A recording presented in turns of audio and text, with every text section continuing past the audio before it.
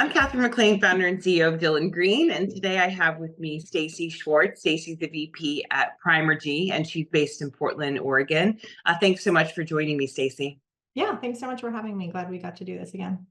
So I'm really excited to have you on the podcast because one of the things you and I have been talking about is highlighting more of the work that the amazing HR leaders are doing in our industry.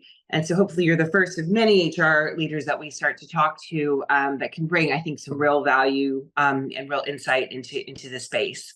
Yeah. Can you introduce yourself and tell us a bit more about your current role? Sure, happy to. My name is Staci Schwartz. I'm based in Portland, Oregon. I have been in HR for most of my career, which has been for a long time, about a quarter of a century. As my kids say, I was born in the late 1900s, which is lovely.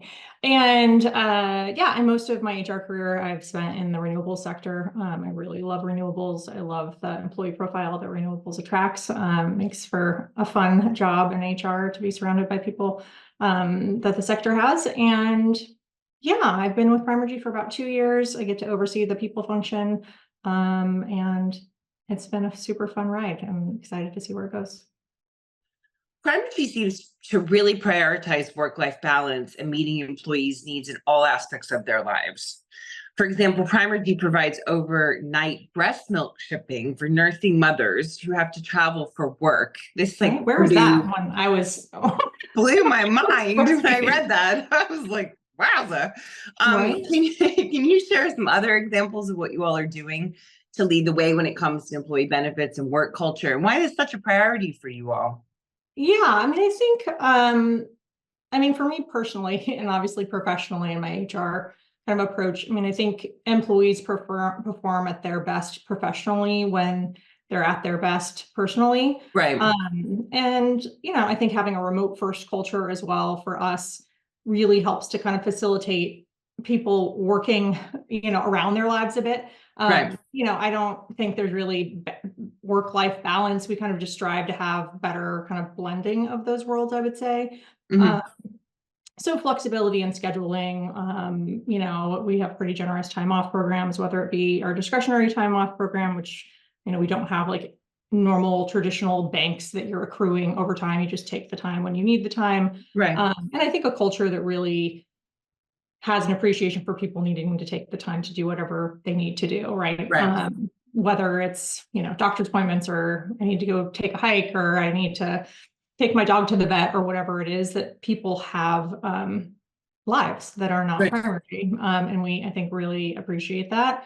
And we recognize sometimes that your job is not your top priority, nor should it be all the time, right? Sometimes my job as a mom is going to take priority over something else that's work related. And so I think as a company, our culture is very receptive to that. But then also, we're asking women to travel, maybe while they're still breastfeeding. So giving them tools to be able to help facilitate, I think, their work life and meet their personal needs is super important. Like holistic kind of wellness, I think, is something that's really important to me personally. I think to the company as a whole. So providing financial fitness seminars, as well as, the kind of traditional fitness challenges that we do, or like walking and those types of things. We're about to offer mental health first aid training for employees, just to really kind of like tap into kind of the emotional well-being piece. So I think, from our perspective, creating a culture where we can kind of meet people where they're at is pretty critical. Yeah. You've had to work outside the home while you were having both of your boys. You're a boy mom, as am I. You had a recent post talking about how childcare costs should be discussed at the next presidential debate. Yeah. Can you share more about this? Yeah, first of all, thanks for structuring the question in a way that says working outside of the home, because, women who maybe not work outside the home and are stay-at-home moms, that is a very hard job. That is a lot of work. So I appreciate people who say work outside the home. So thanks for that. I think, if you have had kids and had to, kind of go through childcare costs, and it's just crazy. And, I think is really, unfortunately, contributing to like just this huge gender pay gap, right? I mean, Right. just high childcare costs like continue to just disproportionately affect women. I mean, sadly, that's just kind of how it is. It just really reinforces these like systematic disparities that exist for women from an advancement perspective. I think often, the women end up with childcare responsibilities. Maybe a family gets to a point where they have to make a difficult choice. Like we can't afford childcare. So who's going to quit their job and watch the kids? And oftentimes it is women who take that responsibility. Yeah. And, when they do go back to the workforce, they aren't making up that pay gap that they missed very often, right? They're not kind of picking up where they left off. It's not as common. And so, I think, it starts to limit their earning potential. They're working a reduced schedule or, like I said, leaving the workforce altogether. And so it really is continuing to like widen the gender pay gap. So for that reason, I think that's a huge, just as a family, it's a stressor, right? Like talking about trying to be engaged at work. And if you're stressed about how you're going to pay the bills or how you're going to get your child, how you're going to deal with childcare, I think that's, you're not giving your people, the employees are not allowed to be kind of their best selves with that kind of hanging over them. Yeah. So, yeah. What's interesting about that? Like I've noticed this year that there seem to have be more men who have stayed home. I'm not saying tons. I'm just saying like I definitely noticed like an increase this year over year. And I'm starting to feel as well that the men who have said I would be the stay-at-home parent while my partner goes out and works are almost having a stereotype that they're now having to overcome when they go back into the workplace. Yeah, for sure. Which is really an interesting thing just to like put out there on like a whiteboard and think about. It definitely goes, it can go both ways, right? Right. No, I agree. I think that the interesting thing about that is, if those men are returning back to the workplace and there are women in decision-making roles, the women would see that as a huge plus and really applaud that. And I think, again, when you continue to have more men maybe who have traditionally stayed at home, stayed at work while the wife has been at home, they might be more likely to, assign, ill will towards that person or like unconscious bias or something. Why didn't your wife stay home? Right. So I think the paradigm's starting to shift. I mean, obviously quite slowly. But I think it's shifting in the right way. I mean, even I think things like, time off programs, right? We have a really generous family leave policy that applies to men and women, and it's equitable in that you can take 16 weeks of, paid leave within the first year.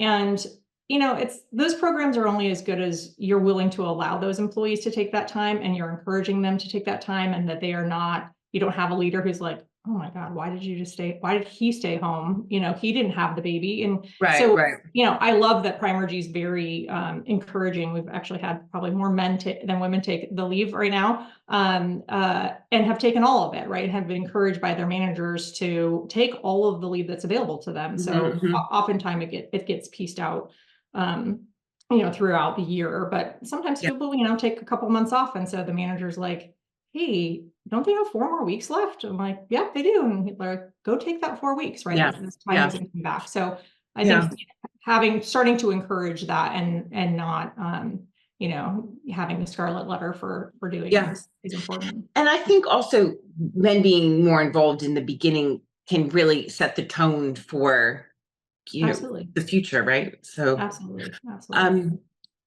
Primergy's been tracking its progress when it comes to DEIJ initiatives. For example, you mentioned having hired a large amount of women in recent months. I'd be interested in any data or metrics you have on DEIJ initiatives that you're able to share, as well as recommendations that you have for clean energy companies who are trying to replicate what you're doing.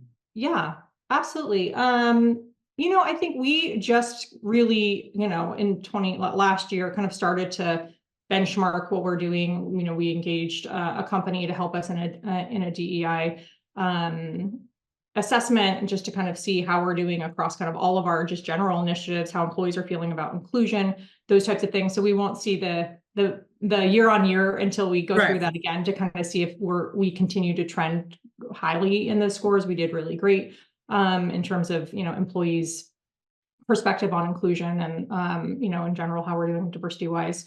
in terms of like the traditional statistics, we were about 46% women. I'm super excited about, you know, the growth that we've had in our female population at Primergy. I think when I started in September of 22, I'm gonna look at my calendar.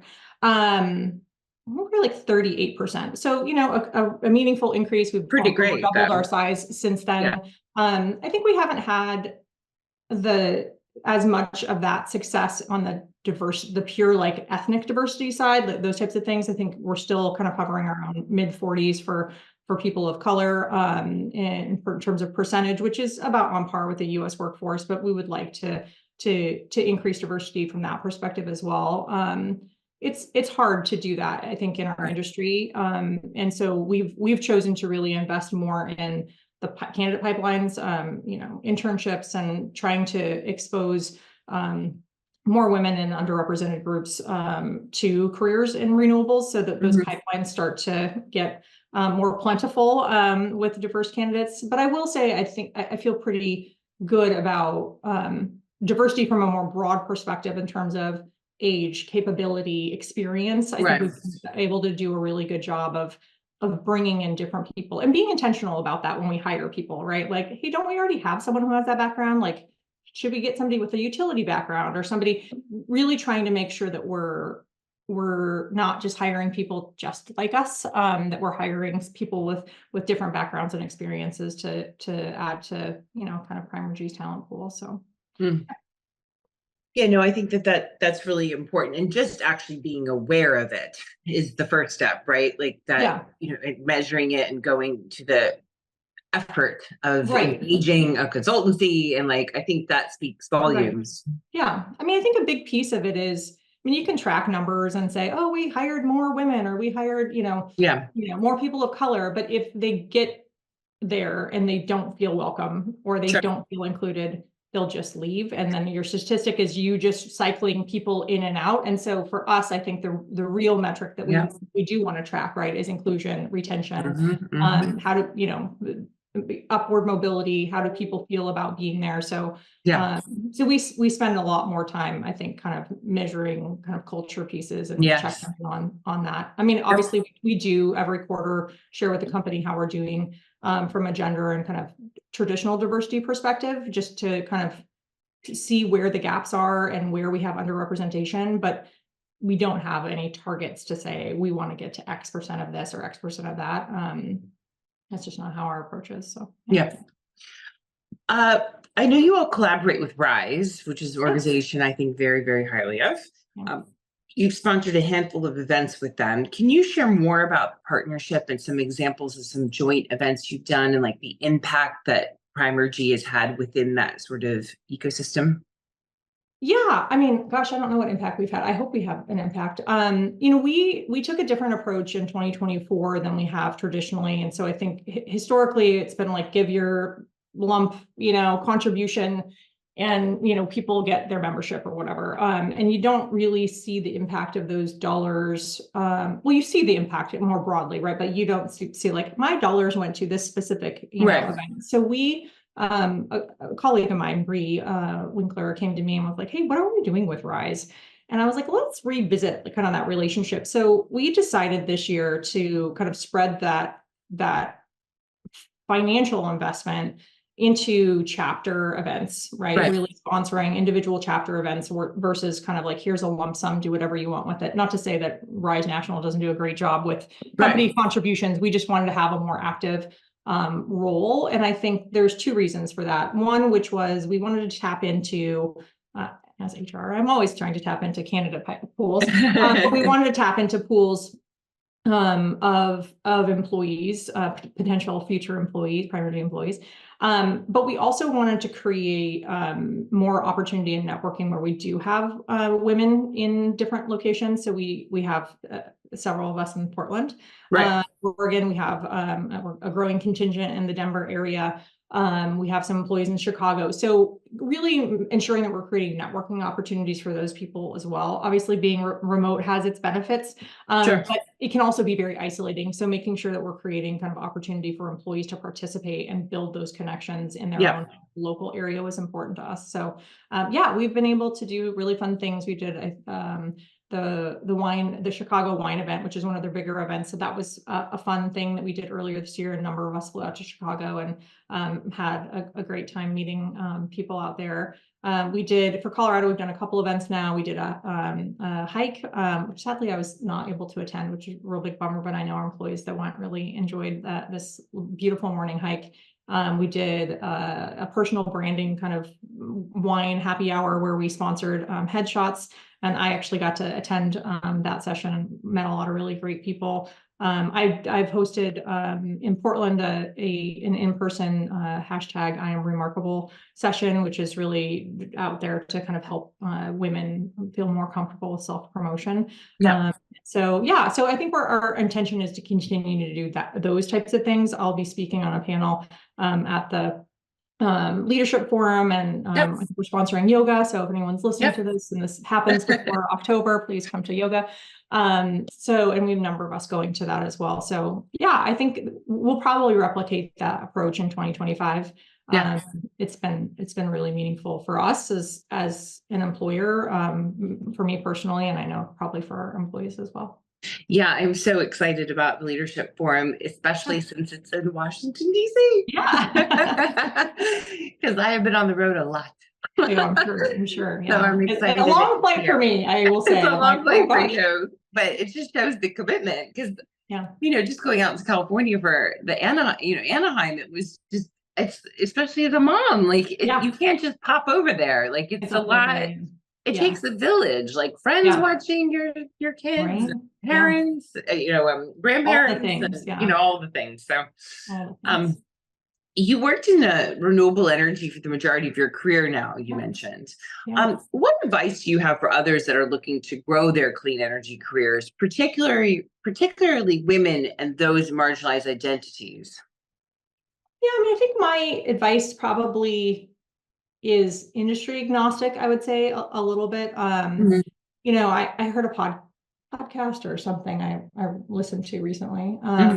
And the woman said, I've been largely over mentored and under sponsored my whole career. And that really resonated with me, and that mentorship is super important, but sponsorship is quite critical. And I think, again, especially where decision making is happening in largely white male dominated rooms, ensuring that you have people who are advocating for you and who are singing your praises when you're not around, and know what your career aspirations are, offering you up for a project. Having those sponsors, I think, is super, super important. I also think self-promotion is incredibly important, right? In those I am remarkable sessions, there's kind of two key slides that we really want people to walk away with. One, which is it's not bragging if it's facts. And so really getting women to talk about the great achievements that they've had, and that accomplishments don't always speak for themselves. And so sometimes it's like, oh, everyone knows what I did on that. And so not making that assumption that those things are happening. So I think as you're growing, especially as women and kind of underrepresented groups, we tend to not self-promote. We tend to make ourselves small sometimes to protect others around us. And so I would say make sure that you're surrounding yourself with people who don't make you feel small, people who not only want to hear your voice, but people who will amplify your voice. And people who will advocate and sponsor, you when you're not in the room. And I think that's, regardless of the industry, that would be my advice. That's such an interesting point. I never thought of it like that. Been over mentored and under sponsored. I remember you said it. I was like, that's magic. That just so resonates with me. I think also going back to that self-promotion point, I know I personally have gotten good at self-promoting, but I have to do it with an apology in the beginning or at the end. Right. It's like, I don't mean to brag, but, or, Right. I think I'm great. You know, uh, you know, but what Right. am I There's trying to always say? a Like, qualifier, right? Like there's I like know a always lot a of people are good at qualifier. this, I'm Yeah. good at this. I know a lot of people are good at this, right? Like there's always this little Yeah. extra thing. Yeah. It takes practice. In the I Am Remarkable sessions, we practice. That's one of the Yeah. things we do is practice saying the things that you're remarkable at, right? Right. So, whether it be at your company or whatever, really making sure that people are talking about their achievements and talking about it in a way that is factual, right? Like, Right. and there's a time and a place, right? You're not going to go, to a friend that just like got laid off and say, Yeah, guess but what? I we're got quite, promoted today. Right? we Like, have good yeah, emotional intelligence, I think, yeah, yeah, when it yeah. comes to those things. But before we wrap up, can you provide a quick update on some of Primergy's recent projects and partnerships for those who are not as familiar with Primergy? For example, I know you recently celebrated the commercial operation of a 690 megawatt solar PV project and a 384-hour battery storage Gemini project in Nevada. Yeah. And you also signed a PPA with San Diego Community Power. Can you tell us a bit more about these projects? Yeah, I mean, I think Primergy's been doing a lot of really great things, and we're at a point in our evolution where we are starting to see some of these projects, come to life. The commercial operation of Gemini earlier this year was a huge milestone for us. Super exciting, and so proud of my colleagues and all the work and effort that went into getting that project online. I think it was the biggest one in the first half of 2024 per ACP. So we're really proud of that, and it was a labor of love for a lot of people, especially a lot of the early Primergy people who've been here since the beginning. So yeah, super excited about that. And yeah, we've got a couple that are obviously now operating. We've got two that are in late stage construction. It's closer to 20 gig now in our portfolio between both PV and BESS. We're continuing to grow that. I think just on PV alone, I think we started at 11 and are trying to get to 15 by the end of the year. We're, I think, in the 13s now. So we're really trying to progress those projects along and making some great headway with some of our PPAs and things that we've seen published, maybe some other things that we haven't seen published yet. So yeah, our teams are hard at work and doing some amazing things. Great. Well, thank you so much for taking the time to speak with us. I think this is going to be super valuable for a lot of people, some of the things that you've mentioned today. So thank you. Yeah. Yeah. Thank you so much for the opportunity. I appreciate it.